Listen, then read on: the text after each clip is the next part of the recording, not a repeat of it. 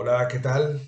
Mi nombre es Miqueas y hacía mucho tiempo que me apetecía grabar un vídeo para contar mi historia y que de esta manera, junto con otros usuarios también de YouTube que han colgado vídeos, pues pueda servir de ayuda para otros que estén en la organización o estén en un periodo en el que quieren desvincularse de los testigos y que, bueno, pues tal vez la historia de cada uno pues contribuya a tener una idea un poquito más clara de cómo funciona la organización y de los efectos que tiene en quienes han pertenecido o pertenecen. ¿Eh? Eh, de manera que, bueno, ya me he decidido finalmente a grabar este vídeo, no sin haberle dado muchas vueltas antes. Así que, bueno, mi nombre es Miqueas y como ya delata mi nombre, quienes sean testigos o lo hayan sido, verán que pues soy testigo de familias testigos de Jehová. Yo soy de tercera generación. Mi abuela ya lo era, luego lo fue mi madre y finalmente lo fui yo. Así que bueno, pues llevo toda la vida como habiendo sido testigo de Jehová. Nací en el seno de una familia cristiana y bueno, fui educado sin más opciones que pues seguir las costumbres, seguir los parámetros, seguir las normativas, que no son pocas, para ser un buen cristiano. De todas maneras, yo siempre fui algo rebelde y la verdad es que no me tomé muy en serio las enseñanzas de la organización. No por ello quiere decir que yo estuviese fuera o que me hubiese desvinculado siendo jovencito, ni mucho menos.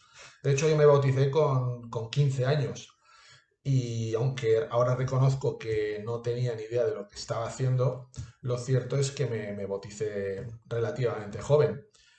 Cuando echo un vistazo hacia el pasado, debo de reconocer que cuando me bauticé no es que no estuviese convencido o que había encontrado la verdad en mi vida, ni mucho menos, porque con 15 años difícilmente puedes asegurar que conoces la verdad. Con 15 años, como aquel que dice, no sabes absolutamente nada. Y de hecho tardas muchos años más en llegar a una madurez y a un desarrollo que realmente uno pueda tener conocimiento de las cosas. Con lo cual fue una decisión en aquel momento normal porque muchos amiguitos míos de la época, de mi edad, pues se bautizaban y era lo normal. Pero yo recuerdo que en aquel tiempo me gustaba una chica que era testigo, una hermana, como se le llama en la organización, y bueno, entre que mis amigos se bautizaban y aquel año yo la había conocido y estaba así enamoradito de ella y tal, pues me pareció que bautizarme era una especie como de tener más valor o de alguna forma llamar la atención. Ahora lo pienso de una forma chistosa, ¿no? Pero no deja de ser una cuestión inocente y yo creo que es el caso de muchos jóvenes que no saben realmente lo que hacen cuando se bautizan por el grado de compromiso que acaban adquiriendo, ¿no? Y los efectos que luego posteriormente eso puede tener en la vida. La cuestión es que, bueno, yo me bauticé con 15 años y a los 19 empecé ya a tener privilegios, que llaman los testigos al hecho de ocupar pequeños cargos de responsabilidad. Finalmente acabé siendo siervo ministerial, fui siervo ministerial durante 10 años y también fui precursor regular. Durante 2 años fui a la escuela de precursores regulares. En aquella época, un testigo de Jehová que fuese precursor regular tenía que predicar 1000 horas al año, lo que era una media de 90 euros, de 90 horas al mes. Yo también trabajaba en la sanidad privada, así que bueno, trabajaba, hacía mis jornadas, era testigo de Jehová, tenía que cumplir con las 3 horas diarias de predicación, además atendía mis responsabilidades como siervo ministerial, también hacía discursos públicos, llegué incluso a participar en discursos en, en las asambleas. Así que bueno, puedo decir que era un testigo de Jehová bastante activo, ¿no? Y bueno, también me casé con una hermana, con una testigo de Jehová, y estuvimos 12 años casados, con sus más y con sus menos. Y a los 12 años de matrimonio, pues nos separamos, ¿vale? Y bueno, esta situación me hizo entrar en un estado de tristeza muy, muy grande. En aquel momento yo ya no era precursor regular, eso lo había sido años atrás. Yo seguía sirviendo como siervo ministerial, pero me sumió en una tristeza muy, muy grande. Y ahora cuando miro en el tiempo atrás, me doy cuenta de que, bueno, fue un impacto para mí porque yo siempre había estado ayudando a los hermanos, siempre había tenido un espíritu muy dispuesto para ayudar, para prestar mi ayuda, para asistir a los hermanos, en especial a aquellos que se percibía que estaban pues débiles por alguna situación emocional, problemas, etcétera, etcétera. Pero cuando a mí me pasó que, pues bueno, tuve una etapa difícil de mi vida, pues no encontré un calor de amistad, de atención, desde el amor, sobre todo por mis compañeros de creencia, sobre todo los que estábamos en la parte de responsables, ¿no? Ancianos, siervo ministerial, dentro de la congregación, no recibí esa ayuda que yo hubiese necesitado en ese momento. Y la verdad es que eché de menos que alguna vez alguno me dijera, oye, pues vente a casa y te tomas un café conmigo, hablamos de lo que quieras o no hablamos de nada, pero sencillamente por el hecho de sentirte acompañado, ¿no? Porque te queremos, confiamos en ti o no sé, ese tipo de cosas que te hacen sentir que, bueno, que eres importante para alguien, ¿no? La verdad es que no lo tuve, no lo tuve. Y aunque en ese momento, pues, me hizo daño el no haber recibido esa atención, me permitió también llegar a otro nivel. Pasado el tiempo, pues dije, bueno, un momento, yo noto que aquí hay algo como que no me termina de convencer. Era un estado emocional que me predispuso a dar el siguiente paso. Y fue el de investigar a nivel doctrinal las enseñanzas de los testigos de Jehová. Bueno, yo seguía siendo siervo ministerial, seguía atendiendo mis responsabilidades, también era el auxiliar del conductor del libro, del estudio del libro, que antes se hacía en casas particulares, durante toda la vida se había hecho en casas particulares y ahora, bueno, pues la organización ha eliminado esta parte, ¿no? Se sigue considerando, pero en la misma congregación ya no se celebra en casas particulares o incluso en el salón también, pero en grupos pequeños. La cuestión es que en aquella época, corría el año 2005, se estaba considerando las profecías del libro de Daniel. Y bueno, yo siempre he sido una persona muy curiosa, me ha gustado siempre investigar la historia, siempre me ha llamado la atención. Y bueno, recuerdo que en aquel capítulo que estábamos considerando aquella semana, pues se estaba tocando el tema de las fechas, en el que, bueno, en el 607 antes de la era común, como dicen los testigos, el rey Nabucodonosor conquistó Jerusalén, ¿no? Este hecho histórico, los testigos lo vinculan con una serie de profecías que les llevan a delimitar que el año 1914 pues se cumple pues una fecha muy señalada en el que empiezan pues los últimos días, ¿no? Es la señal de los últimos días. Bueno, yo me puse a investigar esta fecha, pero en otras enciclopedias.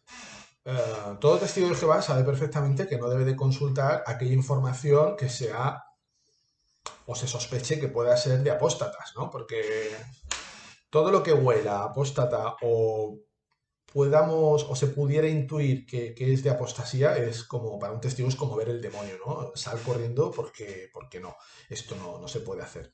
Pero claro, cuando uno consulta documentación oficial, como puede ser una enciclopedia, que tiene pues todas las garantías de tener información científicamente probada, históricamente probada, testada por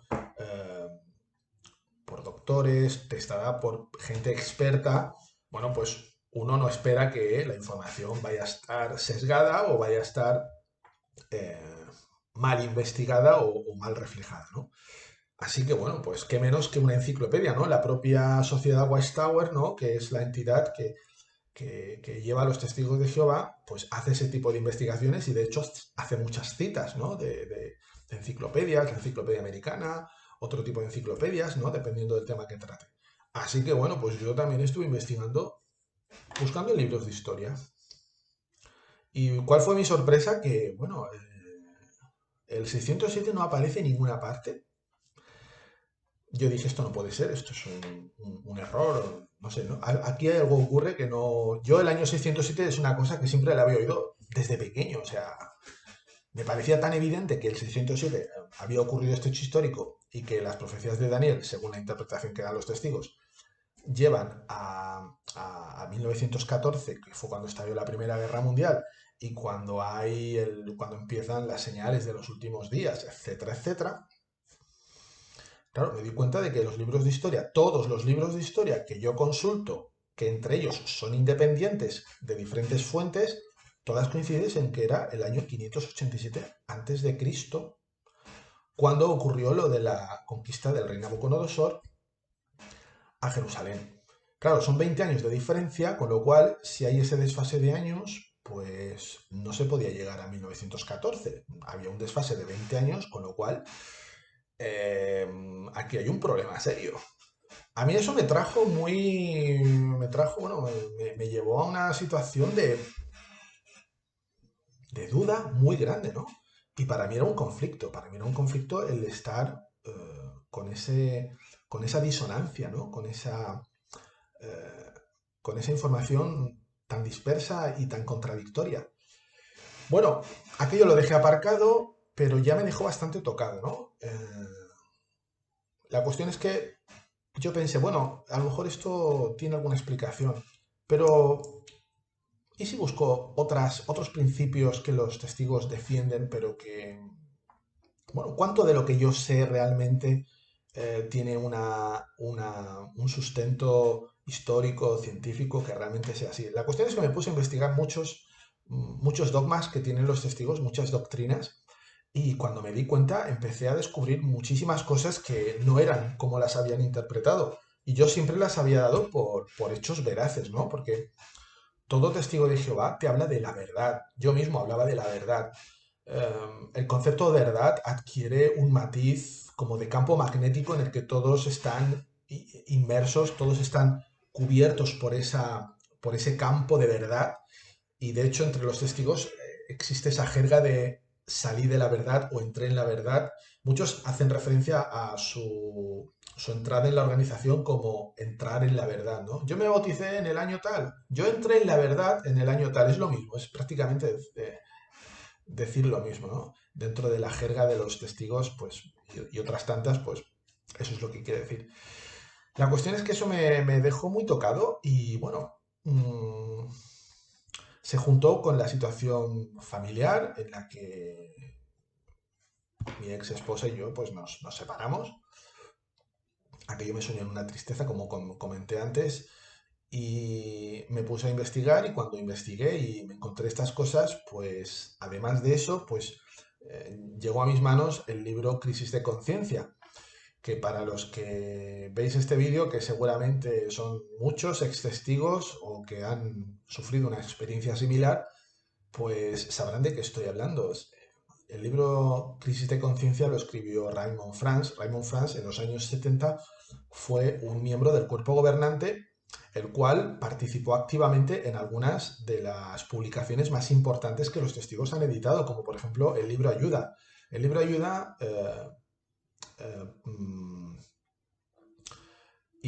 salió antes que el libro Perspicacia, ¿no? Precedió a la publicación del libro Perspicacia, que eran dos publicaciones, pues podríamos decir que era el atlas del manual de los testigos de Jehová.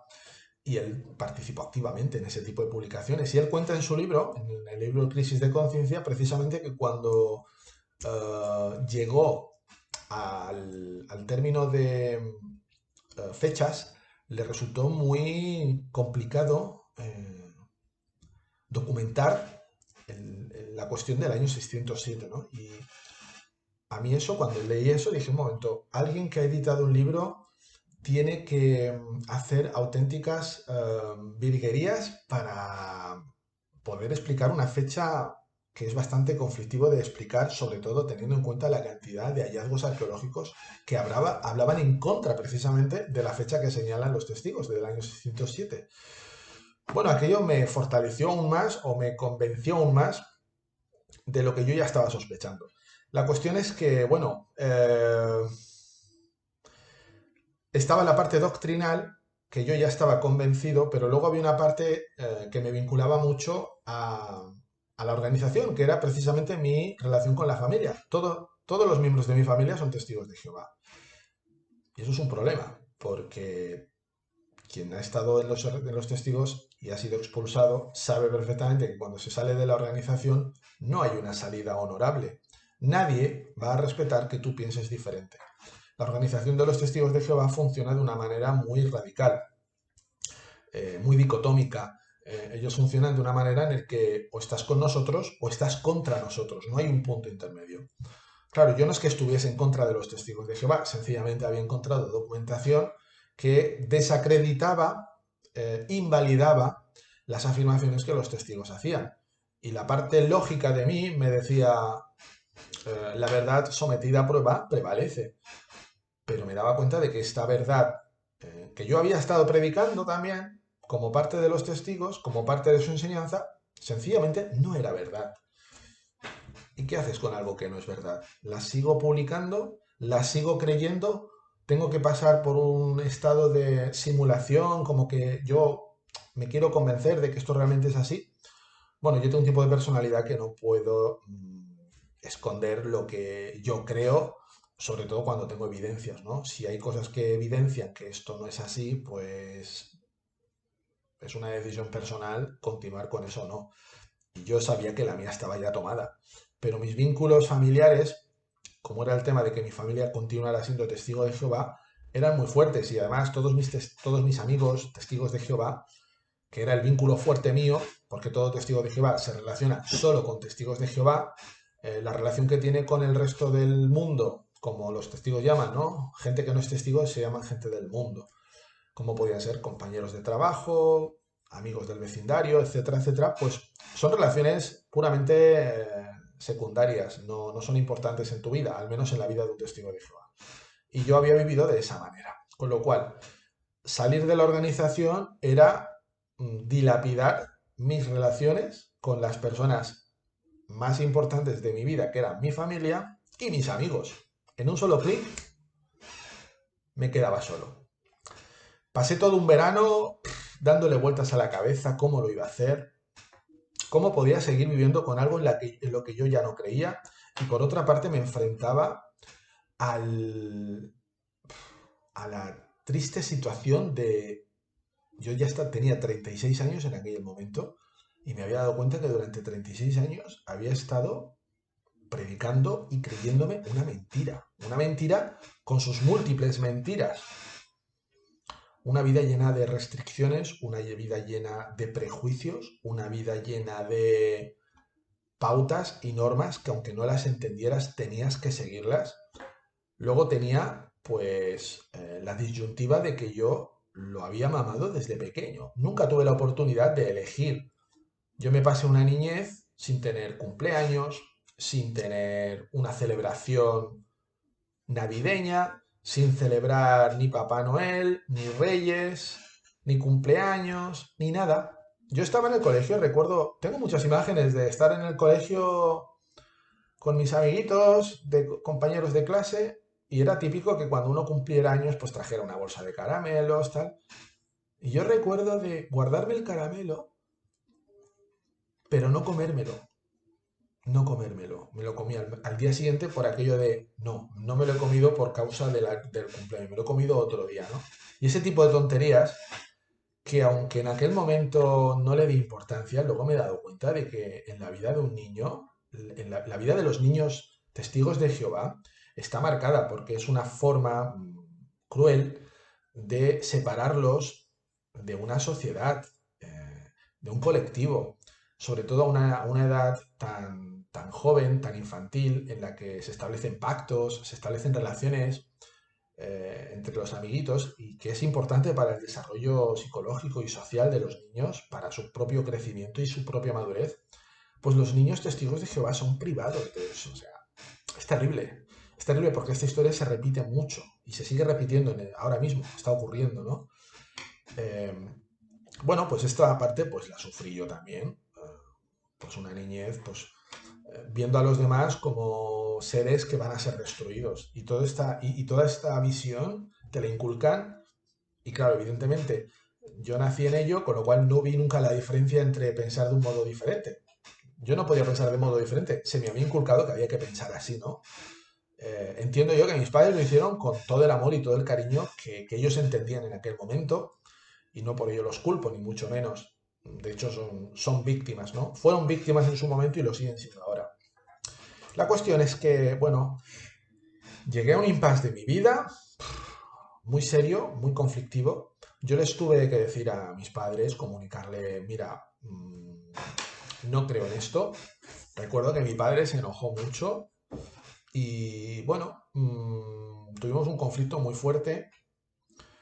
Claro, yo siempre he sido una persona muy estudiosa dentro de la organización, con lo cual sabía y me conocía todos los argumentos creados por la organización para que todo testigo de Jehová razone, ¿no? Y todos los testigos de Jehová razonan del mismo modo, porque lo han aprendido. No es un razonamiento que venga de la propia investigación, no, no. Todo testigo de Jehová razona exactamente igual, tanto para discutir por el tema de la sangre, como para discutir por el tema de por qué no se celebran fiestas, para discutir sobre asuntos morales, etcétera. No todo testigo de Jehová razona exactamente igual, lo cual denota que están siendo instruidos por una sola fuente, por una misma fuente, y todos piensan igual, pero ninguno tiene un opinar personal, nadie tiene criterio. En la organización no se permite tener criterio, no se puede tener criterio. Eso es una forma de mantener al grupo dividido y eso no se puede permitir. Perdón, cosas del directo. La cuestión es que, bueno, llegué a un punto de crisis brutal. El mismo año en el que, bueno, nos separamos, mi ex y yo, también yo dejo la organización y me supuso una situación de muchísima tristeza, ya no solamente por el asunto familiar, sino también porque me desvinculaba de la religión y eso significaba que mis padres me iban a dejar de comunicarse conmigo, mis hermanas también, mis amigos. Entonces pasé por una fecha muy, muy complicada. Recuerdo que hubo momentos de verdadera crisis en los que deseaba, pues, no seguir viviendo. No es que me quisiera morir, no deseaba seguir viviendo con este dolor. Recuerdo una canción de Maná que escuchaba mucho en aquel tiempo, ¿no?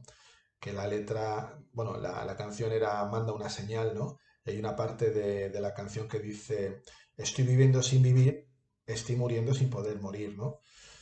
Y yo me sentía exactamente así, ¿no? En una frase describía perfectamente cómo me sentía. Pero bueno, pasando el tiempo, fui recomponiendo un poquito la situación que yo estaba viviendo. Decidí que, bueno, oye, vida no hay más que una. Yo no sé si existe un Dios, si no existe un Dios, si voy a ser destruido en el Armagedón, si no voy a ser destruido en el Armagedón. La verdad es que digo, mira, tío, ponte las pilas, disfruta de la vida, pero además disfruta de un modo que te llene, que te satisfaga. Y así empecé. Curiosamente tenía un poquito aquel pensamiento que entre los que salen de la organización de los testigos se quiere proyectar dentro de la organización. Es que todos los que se apartan del camino, el camino de la justicia y de todas esas cosas, pues les va a ir mal. O sea, entonces, claro, yo mismo incluso había predicado ese tipo de cosas, ¿no? Quienes abandonan la organización acaban mal, acaban siendo unos borrachos, unos alcohólicos, unos drogadictos, unos enfermos, como si todo el que no fuese testigo o abandonara la organización, necesariamente tenías que acabar fatal. Y claro, ese pensamiento te lo insertan tanto que curiosamente nunca te hablan de aquellos que salieron de la organización pero que les ha ido bien. Entonces, claro, se filtra tanto la información, se filtran tanto las noticias que solamente a un testigo solamente le llegan las noticias de los que les ha ido mal las cosas porque se hayan ido de la organización.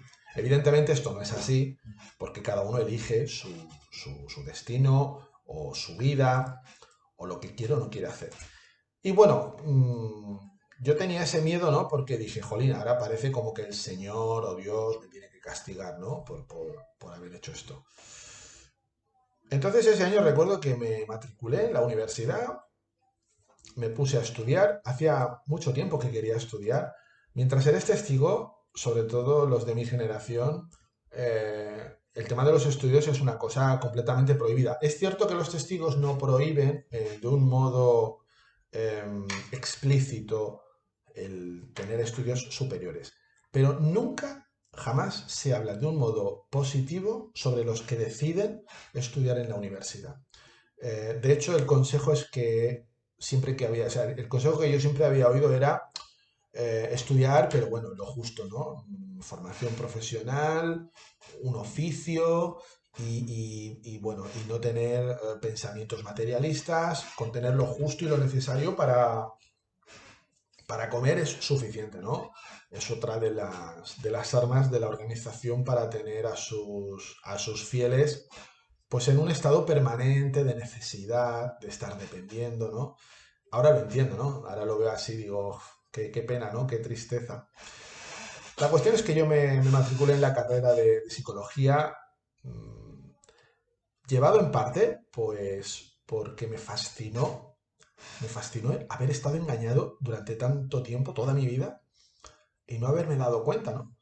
Yo me tenía por una persona, bueno, no es que sea un iluminado, pero bueno, como una persona culta que me gusta investigar y me fascinó haber estado engañado durante tanto tiempo y no haberme dado cuenta, ¿no? Tenía una mentira en mis propias narices y no me había dado cuenta, ¿no?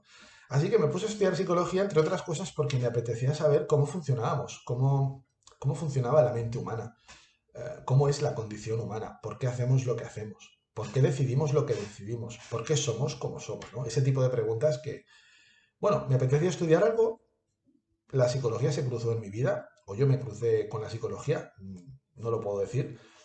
La cuestión es que fue una decisión muy acertada porque descubrí muchas cosas, me ayudó mucho. Pude comprobar en primera mano cómo afecta la información que uno recibe desde pequeño.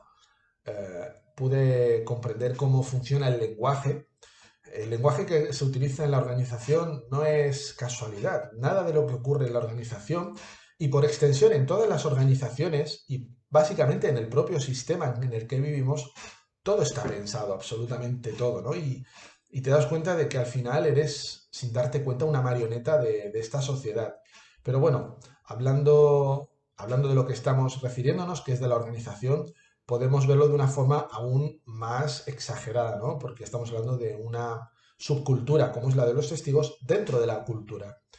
Los testigos tienen su propia cultura, su propia jerga, su propio lenguaje, no idioma, pero sí lenguaje. Y el lenguaje va unido al pensamiento. Y entonces, cuando ellos utilizan ese lenguaje tan peculiar, está tan unido al pensamiento que un testigo que lleve muchos años o toda la vida pues difícilmente se desvincula o rompe esa conexión entre el lenguaje y el significado, ¿no? O la idea que va unida a eso.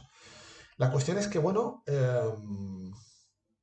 estuve estudiando, aún así tenía una gran crisis, no sabía muy bien en pro de qué podía vivir ahora. Claro, me había pasado toda la vida eh, pensando que el Armagedón va a venir, que Dios instaurará el paraíso, que se abrirán nuevos rollos, que los humanos que sobrevivamos, que serán los testigos de Jehová y los que Dios decida que pueden pasar o podían pasar, pues restaurarán la tierra.